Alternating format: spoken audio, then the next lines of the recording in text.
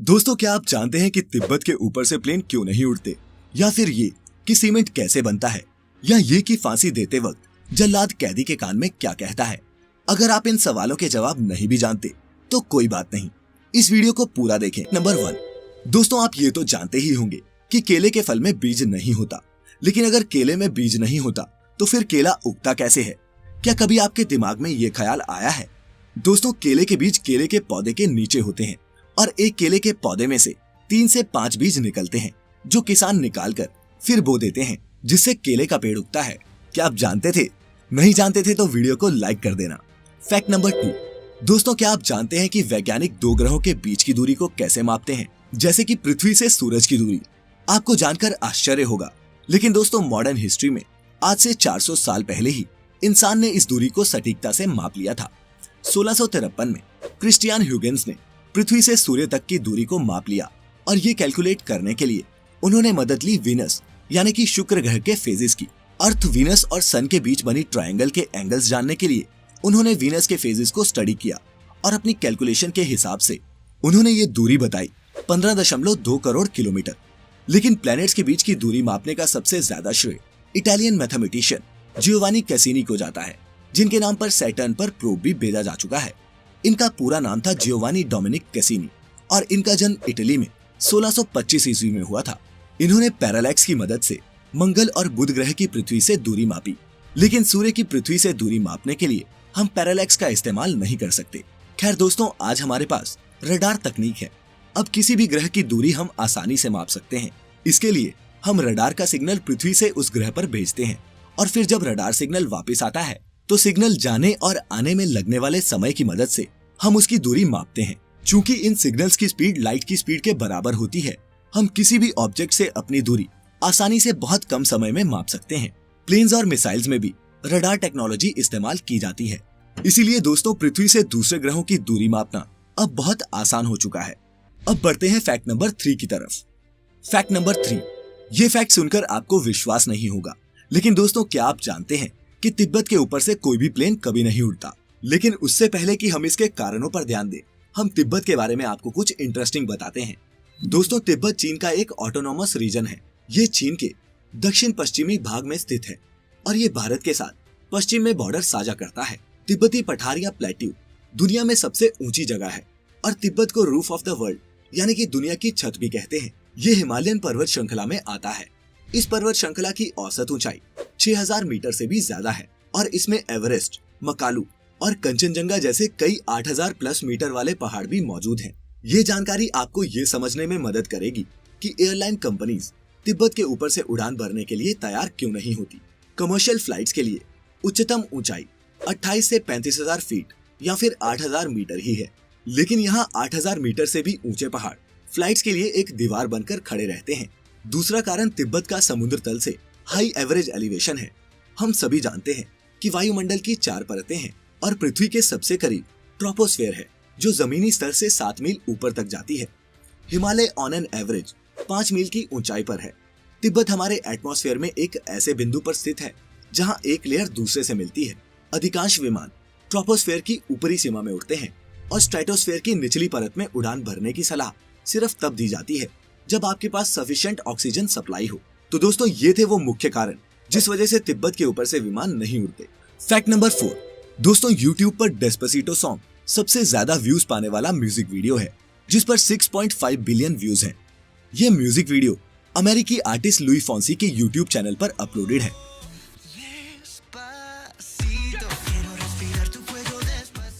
लेकिन दोस्तों क्या आप जानते हैं कि इंडिया से वो पहला YouTube म्यूजिक वीडियो कौन सा है जो 1 बिलियन के मार्क को छूने वाला है?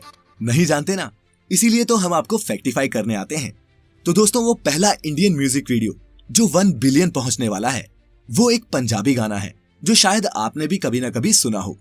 टी सीरीज अपना पंजाब YouTube चैनल पर अपलोडेड इस गाने का नाम है लौंग लाची और इसे गाया है मन्नत नूर ने।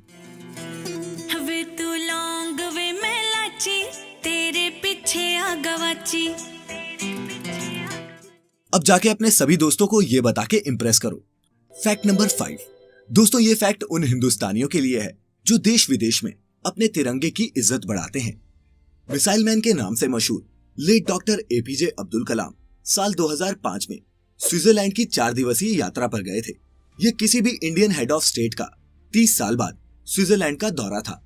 लेकिन दोस्तों, आपको जानकर हैरानी होगी कि उनके आने पर स्विट्जरलैंड की सरकार ने 26 मई को, जिस दिन वो वहां पहुंचे थे, नेशनल साइंस डे घोषित कर दिया। स्विट्जरलैंड ने कलाम साहब को इंडियन मिसाइल प्रोग्राम का फादर बताया और उनकी साइंस और टेक्नोलॉजी में एक्सपर्टीज और एक्सपीरियंस के चलते ही उन्हें ये सम्मान दिया। है ना हम भारतीयों के लिए कितने गर्व की बात। फैक्ट नंबर 6 दोस्तों, सीमेंट जिसे हम मकान दुकान बनाने के लिए इस्तेमाल करते हैं, जानते हैं किस चीज से बनता है? अगर आपको पता है तो अभी इस वीडियो को यहीं पॉज करके नीचे कमेंट्स में बताएं। No cheating. फिर देखते हैं आप सही हैं या गलत। बहरहाल, सीमेंट कैल्शियम, सिलिकॉन, लोहा और एल्यूमिनियम को एक फिक्स्ड प्रोपोर्शन में मिक्स करके बना हुआ एक केमिकल मिक्सचर होता है। सीमेंट बनाने के लिए इन कच्चे केमिकल्स को सीमेंट बनाने वाली मशीनों में गर्म करके महीन पाउडर में बदल दिया जाता है। फिर जब इस पाउडर में पानी मिलाया जाता है तो ये कठोर हो जाता है और इसी को हम सीमेंट कहते हैं। सीमेंट भी कई तरह के होते हैं, लेकिन आमतौर पर इस्तेमाल होने वाला सीमेंट पोर्टलैंड सीमेंट होता है, जो एक हाइड्रोलिक सीमेंट यानी कि पानी डालने पर जमने वाला होता है। दोस्तों, सीमेंट को बनाने में ये सभी केमिकल्स लगते हैं। जैसा कि आप देख सकते हैं, सीमेंट में सबसे ज्यादा चूना या फिर कैल्शियम ऑक्साइड होता है, जिसकी मात्रा लगभग 60 से 67% तक होती है। फैक्ट नंबर 7 अब दोस्तों बात करते हैं कोहिनूर हीरे की, जो आज क्वीन एलिजाबेथ के ताज की शोभा बढ़ा रहा है। लेकिन हिंदुस्तान का ये बेशकीमती हीरा हमेशा से अंग्रेजों की महारानी के पास नहीं था। कोहिनूर हीरे के मालिक समय के साथ बदलते रहे। हिंदू धर्म ग्रंथों के हिसाब से महाभारत काल में कोहिनूर हीरा पांडवों के पास था। जब नादिर शाह ने दिल्ली को लूटा तब वह ये हीरा अपने साथ ले गया। फिर शाह शुजा के बुरे दिन आने पर महाराजा रणजीत सिंह ने इस पर अधिकार कर लिया। बाद में सिखों की अंग्रेजों के साथ संधि होने पर सिखों ने इसे इंग्लैंड की महारानी विक्टोरिया को भेंट कर दिया और आज क्वीन एलिजाबेथ II इसकी मालकिन है। कई बार अंग्रेजों से कोहिनूर वापस लेने की बात कही जाती है, लेकिन ऐसा हो पाएगा इसके चांसेस बहुत कम है। फैक्ट नंबर 8 दोस्तों, हम सभी जानते हैं कि OTP का full form one time password होता है, लेकिन ये जानकर आप हैरान रह जाएंगे कि OTP अमेरिका में $60,000 के एक फ्रॉड के बाद एक सिक्योरिटी फीचर के रूप में शुरू हुआ। दरअसल 2008 में अमेरिका के एक वकील के बैंक अकाउंट से किसी ने $60,000 निकाल लिए। जब उसे इस बात की जानकारी मिली तो वो इसकी जांच में जुट गया। थोड़ी रिसर्च के बाद उसे पता चला कि ऐसी हरकत पहले भी 6 अलग अलग लोगों के साथ हो चुकी है। ये काम एक जापानी लड़के का था। इस केस के बाद सभी बैंकिंग ट्रांजैक्शंस में वन टाइम पासवर्ड का इस्तेमाल होने लगा, जिसने इन ट्रांजैक्शंस को और सिक्योर बना दिया। OTP की सबसे बड़ी खासियत ये है कि इसमें जो कोड जनरेट होता है वो कुछ सेकंड्स के लिए ही वैध रहता है और फिर वो एक्सपायर हो जाता है। इसके अलावा इसे एक ही बार इस्तेमाल किया जा सकता है। फैक्ट नंबर 9 दोस्तों, क्या आप जानते हैं कि लैंडिंग के वक्त हवाई जहाज की लाइट को कम कर दिया जाता है? और ऐसा करने के पीछे वजह भी है। अक्सर आपने भी देखा होगा, जब हम अंधेरे कमरे से लाइट वाली जगह पर जाते हैं तो कुछ टाइम हमारी आंखों को एडजस्ट करने में लगते हैं। ऐसा तब भी होता है अगर हम लाइट वाली जगह से अंधेरे कमरे में जाएं। प्लेन लैंडिंग या टेक ऑफ के टाइम अक्सर प्लेन लाइट्स को कम कर दिया जाता है और ऐसा इसलिए किया जाता है ताकि अगर लैंडिंग या टेक ऑफ के टाइम जब प्लेन क्रैश होने का खतरा सबसे ज्यादा होता है, अगर प्लेन में इमरजेंसी एग्जिट करनी हो तो उसके पहले ही पैसेंजर्स की आंखें लाइट में एडजस्ट हो जाएं और वो आसानी से इमरजेंसी एग्जिट की पहचान कर सके। क्या कुछ नया सीखा? फैक्ट नंबर 10 दोस्तों, क्या आप जानते हैं कि हमारे देश में जब किसी अपराधी को फांसी दी जाती है तो उस समय फांसी देने वाला जल्लाद अपराधी के कान में फांसी देने से पहले कुछ कहता है और इसके बाद ही अपराधी को फांसी दी जाती है। लेकिन क्या आप जानना चाहते हैं कि फांसी देते वक्त जल्लाद कैदी के कान में क्या कहता है? तो दोस्तों, फांसी देने से कुछ टाइम पहले जल्लाद अपराधी के कान में धीरे से माफी मांगता है और कहता है कि मुझे माफ कर दो, मैं मजबूर हूँ। इसके बाद ही अपराधी को फांसी दी जाती है। इतना ही नहीं, अगर मरने वाला कैदी हिंदू होता है तो जल्लाद उसको राम राम बोलता है और अगर मरने वाला व्यक्ति मुस्लिम हो तो जल्लाद उसको आखिरी सलाम भी करता है। फैक्ट नंबर 11 यूं तो रोने का सीधा सा मतलब आंसुओं का बहना होता है, लेकिन क्या ऐसा भी हो सकता है कि कोई रोए और उसके आंसू भी ना निकले? जी हाँ, ऐसा भी होता है। एक न्यूबॉर्न बेबी जब रोता है तो उसके आंसू नहीं निकलते। ऐसा उसके पैदा होने के 2 से 3 हफ्तों तक हो सकता है, क्योंकि उस उम्र तक उसके लैक्रिमल ग्लैंड्स यानी कि आंसू की ग्रंथियां विकसित नहीं हुई होती और इसी वजह से उनकी आंखों से आंसू नहीं निकलते। फैक्ट नंबर 12 दोस्तों, मॉडर्न फिजिक्स की मदर कही जाने वाली महान वैज्ञानिक मैडम क्यूरी का नाम आपने जरूर सुना होगा। उन्हें उनके रेडियो एक्टिव एलिमेंट्स पर किए शोध और रेडियम की खोज के लिए दुनिया भर में एक कामयाब वैज्ञानिक के रूप में जाना जाता है। लेकिन आप शायद ये न जानते हो कि जिन रेडियो एक्टिव एलिमेंट्स पर वो रिसर्च करती थी वही उनके मरने का कारण भी बने।